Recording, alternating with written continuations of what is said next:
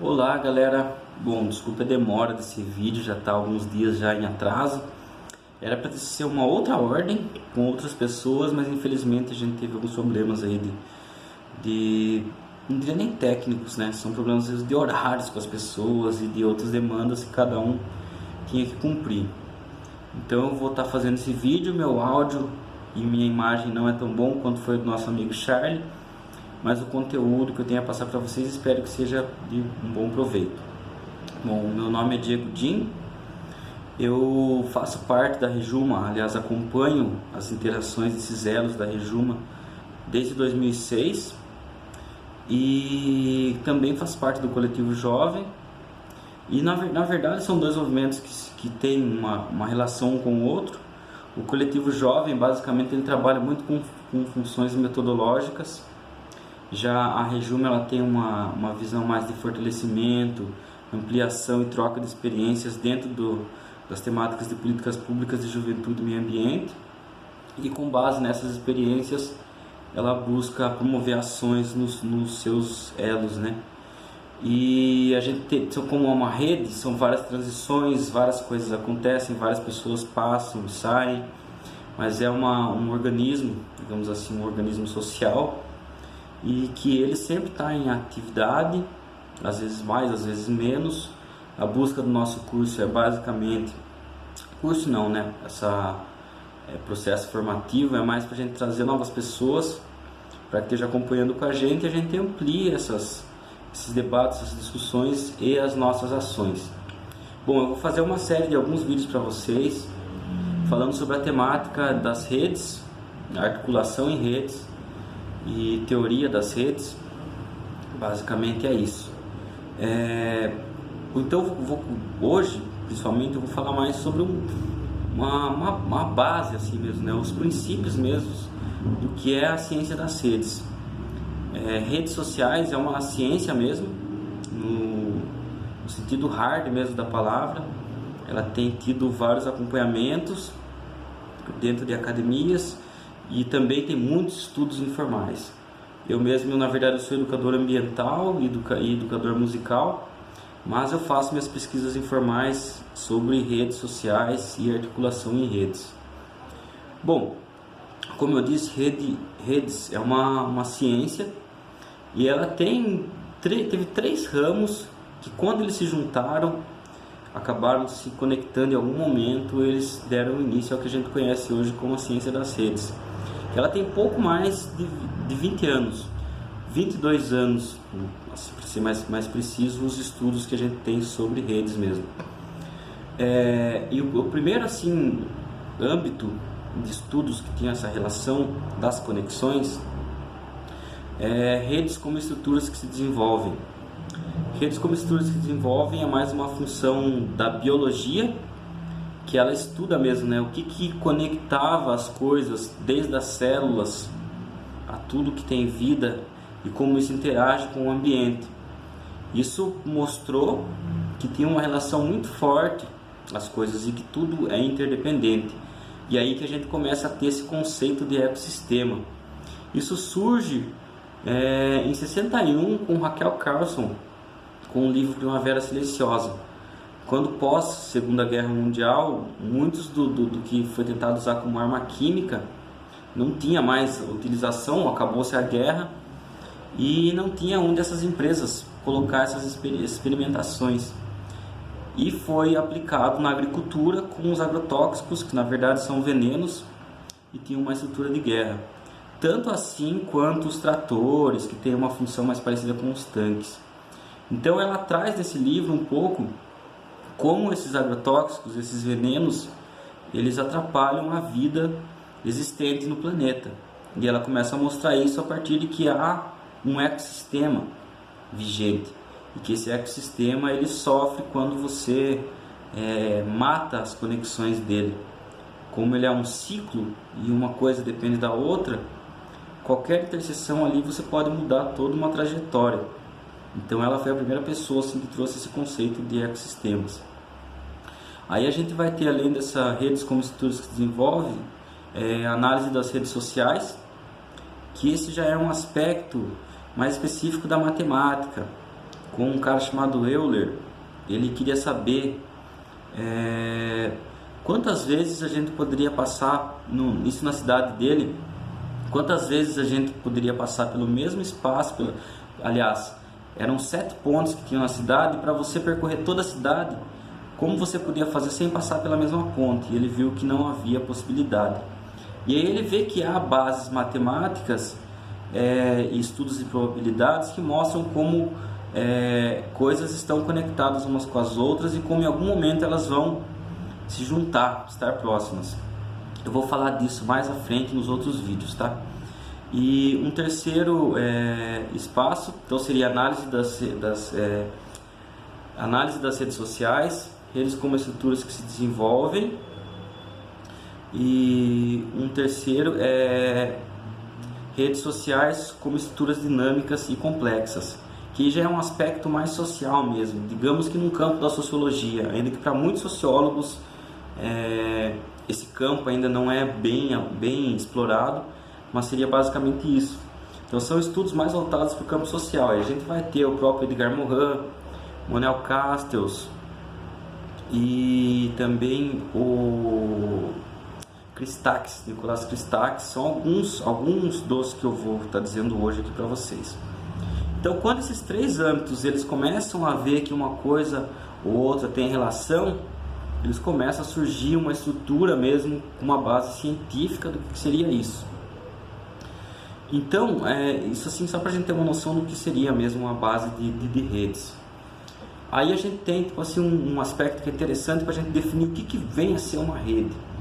O conceito de rede é como se fosse um mapeamento, que a gente conseguisse olhar mesmo uma topologia do que acontece das conexões, sejam entre as pessoas, sejam entre os ambientes, sejam de graus de conexão e de informação. Então, redes, na verdade, é uma metáfora para as conexões ocultas que a gente pouco consegue perceber na nossa vida, a não ser com base nesses estudos que vem demonstrando para a gente. E aí, assim, para começar a falar sobre falei sobre topologia, então para falar um pouco sobre isso hoje, eu vou falar um pouco sobre um cara chamado Paul Baran. Paul Baran, ele é um analista de sistemas, que ele trabalhava numa empresa chamada Rand Corporation, nos Estados Unidos, e por volta dos anos 60 mesmo, havia uma onda muito grande pós-guerra do medo de uma bomba nuclear acertar algum país, alguma coisa assim. E o governo americano contratou essa empresa dele para fazer uma análise sobre os sistemas que eles tinham de informação. Caso caísse uma bomba nuclear, qual aspecto seria mais resiliente para que eles não perdessem toda a estrutura que eles tinham de conexão. E ele escreveu um infográfico falando sobre os 3 sistemas de redes. E que depois é muito perceptível que esses 3 sistemas de redes eles podem ser aplicados para mecanismos sociais também, e para mecanismos ambientais, mecanismos biológicos, mecanismos físicos e mecanismos matemáticos. Eu trouxe aqui para vocês, como eu estou fazendo, como eu disse para vocês, tudo aqui pelo celular, eu imprimi as folhas para vocês darem uma olhada como funcionam esses sistemas. Então ele percebeu que haviam 3 sistemas de conexões. Esse aqui é o primeiro, tá, gente? É um sistema de rede centralizado. Você vê que no centro, bem aqui, é onde todas as informações saem e eles vão para os outros polos. O que ele percebeu? Que se caísse uma bomba bem no meio, todas as conexões ao redor, elas iam se perder. Então ele percebeu que esse não era um sistema sustentável para você manter suas informações. Ele percebeu que havia um outro sistema, que é o sistema de redes descentralizados. Então você vê que tem vários pontos aqui também, né? Que eles são os centros da onde vai jogar as informações. Só que se caísse uma bomba em algum desses pontos, eles iam perder muitos elos. Ainda que você não perdesse todas as informações, você ia perder muitas. Ele percebeu que esse também não era uma ferramenta, um mecanismo de conexão que fosse sustentável. Ele percebeu que havia um outro sistema, é um sistema de rede distribuído. Você percebe qualquer ponto desse que sofresse uma alteração ou caísse uma bomba nuclear, alguma coisa assim, você poderia perder elos, mas que facilmente eles seriam reconectados. Aqui ainda não dá para colocar todos os graus de conexão que pode acontecer entre um ponto e outro, pelo fato de que a gente não conseguiria nem ver essa imagem. Então aqui é mais meramente ilustrativa para a gente ter uma noção.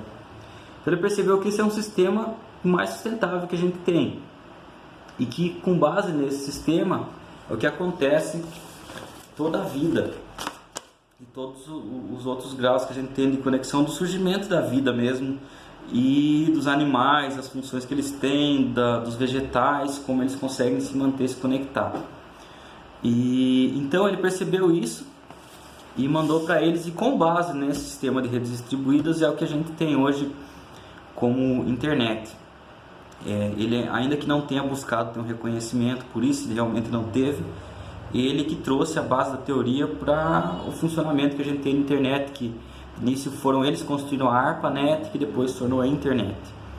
Então essa é uma base assim, das conexões. Paul Barham foi o cara assim, que trouxe isso à tona. E aí, assim, aplicando para questões sociais, você percebe que, por exemplo, esse sistema mais centralizado, ele pode acontecer, por exemplo, dentro de uma sala de aula. Se você tiver um professor se ele tiver mal, um dia muito mal, ou se ele tiver tido algum problema, ou se ele for um mau professor, todos os graus de conexões acabam perdendo. Então a gente criou um sistema, de certo modo, que a gente tem de aprendizado, que ele é insustentável, porque você tem uma base de informação que vai jogar para todos os outros. Isso é apenas um exemplo.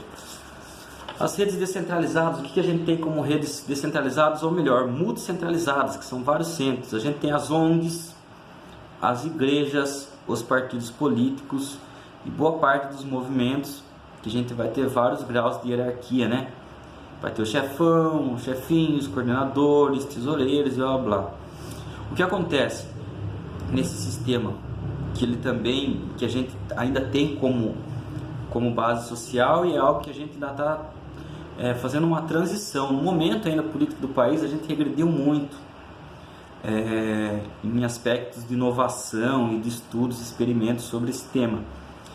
Mas quando você quer, por exemplo, assim, vou dar um exemplo assim, um trabalho dentro de uma empresa, por exemplo, às vezes você precisa mandar um memorando, e aí você manda, ele vai para o chefinho, que manda para outro chefinho, vai lá para o terceiro andar, depois ele volta para daí para a pessoa que você precisava mandar.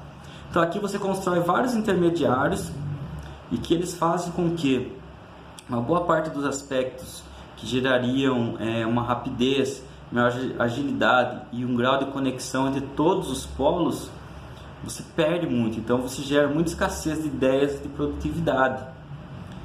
E assim funciona uma boa parte das organizações que a gente tem no mundo.